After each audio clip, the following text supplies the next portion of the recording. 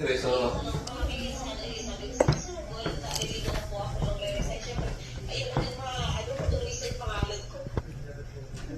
anyway, explain ko lang kay Paolo kung ano yung usapan natin. Kung totoo yung sasabi mo na meron pang third party na bumili ng for the box. So, yung isang tao pa lang nag-demonstration.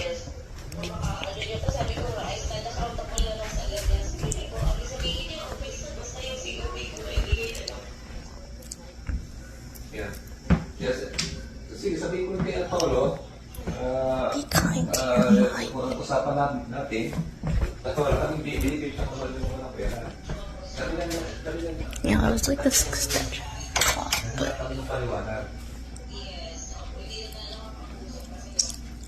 house tour or something.